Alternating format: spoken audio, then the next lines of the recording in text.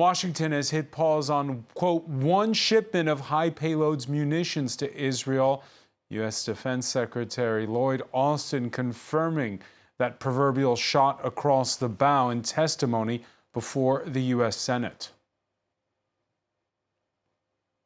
So we've been very clear, Senator, as you know, from the very beginning that Israel shouldn't launch a major attack into Rafah without accounting for and protecting the civilians that are in that battle space.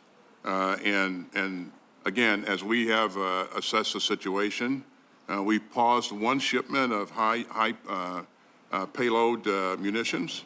And again, I think we've also been very clear about the steps that we'd like to see Israel take to account for and take care of those civilians before major combat takes place. We certainly would like to see no major combat take place in Rafah, but certainly our focus is on making sure that we protect the civilians.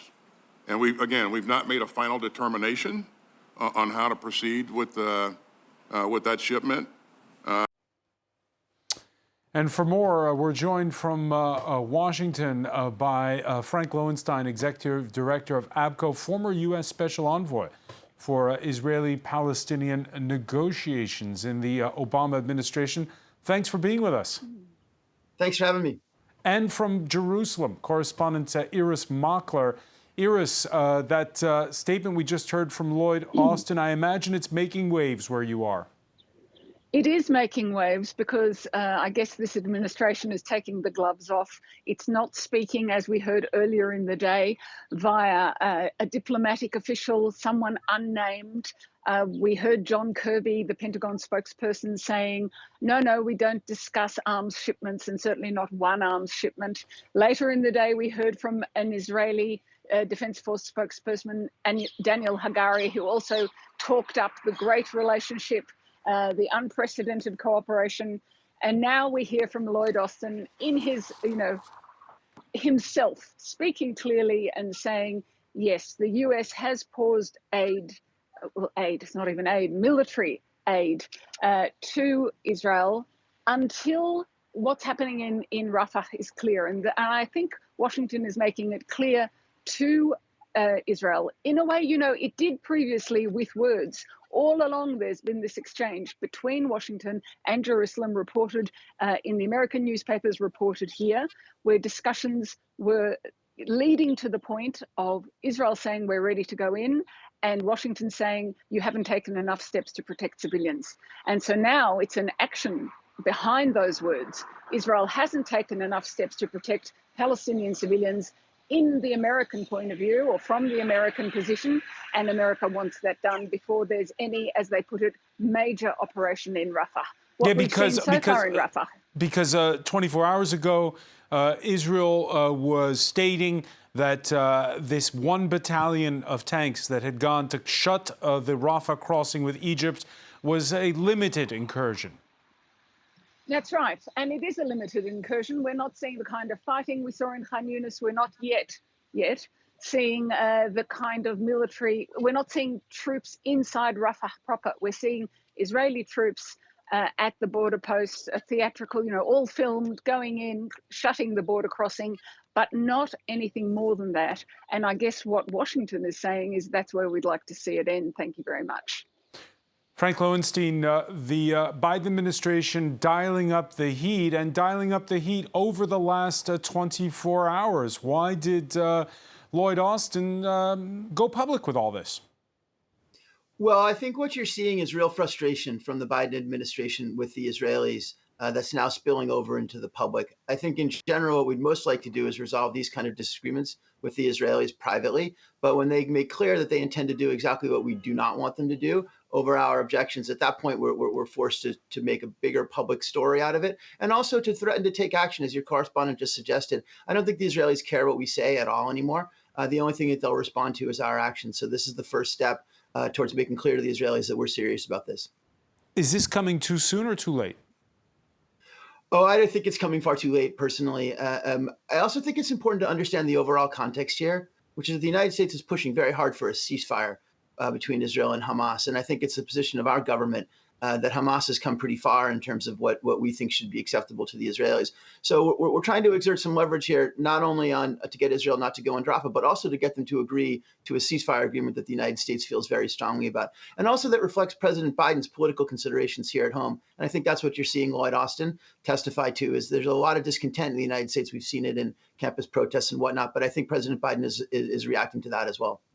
So explain this to me, Frank Lowenstein, because we know Joe Biden's been around the block. He's been in Washington for more than half a century. He was we all remember the time he was in Israel when he was vice president. While he's in town, Israel announces they're building new settlements. So he knows about the way Benjamin Netanyahu operates. Why has he been so cautious? You know, I think he really has a deep and abiding personal affection for Israel and desire to be seen historically as having really stood by Israel at their time of greatest need. That was important to him when we were working with him during the Obama administration.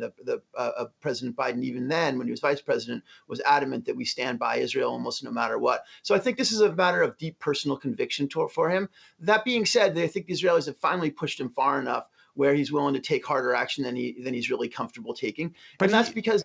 And I was going to say, but he knows who Benjamin Netanyahu is. Yeah, he does. And he keeps saying, including yesterday, that he'll always defend Israel's security, even when he disagrees with Prime Minister Netanyahu. So I think the only reason why Biden has done this is because the word has leaked out now that Netanyahu wanted to do a full Rafah invasion over the weekend. In other words, he was prepared to completely defy us, both on the ceasefire and on the Rafah invasion. And I think that really got President Biden's attention. He said, Bibi's going to ignore us. You know, even though I love Israel and I've had a longstanding relationship with him, that's a step too far. So I think that's where you see him doing something that he's otherwise very uncomfortable doing. I would also add that Secretary Blinken was supposed to make a certification today that Israel is complying with international humanitarian law, which is a requirement of all countries that receive U.S. weapons. We delayed that certification today. I think Secretary Blinken is saying now they'll do it sometime in the next couple of days. But that's also another indication to the Israelis that we're prepared to back up our words with actions if they don't change course. A delayed certification, one shipment delayed. Is this enough to basically change the course of a 7-month-old war?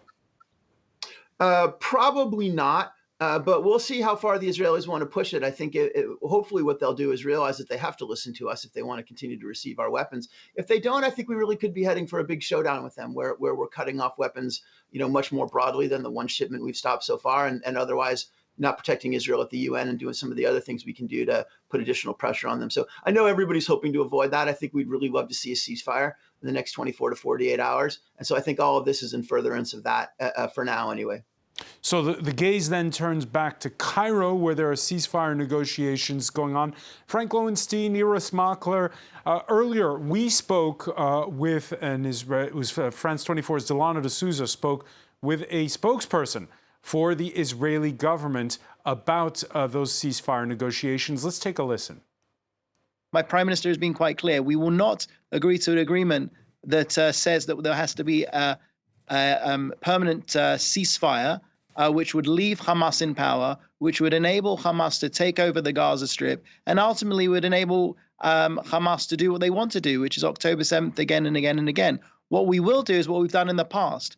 We will keep up the military pressure. We will explore all military, military and diplomatic options available to us, and we will do our utmost to bring home the hostages. We have our team in Cairo now trying to make a deal, and at the same time, but this is a low-level team, from what I understand from media reports. So can they really take decisions, or do they need to come back and get the blessing of the war cabinet? This is a team that was sent by our Prime Minister with the explicit instruction to do what they could do to bring home the hostages. Now, Hamas needs to come to the table and negotiate in good faith through the mediators, because enough is enough. They are holding 132 Israeli hostages against their will, men, women, children, and a baby, a crime against humanity. Okay, so Irris Makler, it still sounds like it's a listening tour on the part of that mid-level, that's what it's described at, this mid-level Israeli delegation that's in Cairo. So we understand, because when it wasn't a listening tour, they sent the head of the Mossad, you know, and he had more authority. I think everybody goes back to the war cabinet if they want to get something finally agreed. But if you're sending people who have some leeway, some independence, and some ability to horse trade, I mean, that's what a negotiation is. And what it's understood that the remit for this group of negotiators or this team is to probe the gaps between the Hamas, the version of things that Hamas has agreed to, and what Israel proposed, what is it now, 2 weeks ago now, something like that. I do think it's important to say that all of these intervening days, there has not been an Israeli delegation in Cairo. So it was Egypt, and it was Qatar, and it was the United States finessing, negotiating, because an Israeli team wasn't there. Now Israel has sent a team which doesn't have full powers to negotiate. And I think that sends its own message as well. Now, that clip we just heard was from before Lloyd Austin speaking. Are we still expecting to hear, a maximalist message from the Netanyahu government? And you talked about the war cabinet. The war cabinet, for our viewers, that also means that it's in coalition with more moderate elements. Is the messaging about to change out of Israel? That's the question that everyone's asking. There are many people within Israel who are not in the war cabinet, but who were either hostages themselves or who have relatives who are hostages inside Gaza at the moment, and they are crying out for a deal, saying, as we've discussed before, that an operation in Rafah can wait, but the hostages cannot wait. So there's an enormous amount of pressure from that side, from ordinary people. I've just seen a poll which suggests that something like 50% of Israelis believe the hostage deal must be done now, and those numbers rise depending on different subgroups within the population. So there's a huge pressure from within the population on Benjamin Netanyahu. And then there's the right-wing parts of his government who don't want a hostage deal and who do want a maximalist operation within Rafah. And the question is, what will Benjamin Netanyahu do? Which side will he come down on? Frank Lowenstein, Benjamin Netanyahu, under what scenario does he agree to a truce that would effectively imperil his own political survival? Yeah, that's really the question from the United States perspective, is what can we do with our actions to drive him to that decision? Because there's no question, he's shown repeatedly that if he's given a choice between his extremist coalition and President Biden, he'll choose his extremist coalition every time. We negotiated extensively with Netanyahu in 2014 during the Gaza war with Hamas.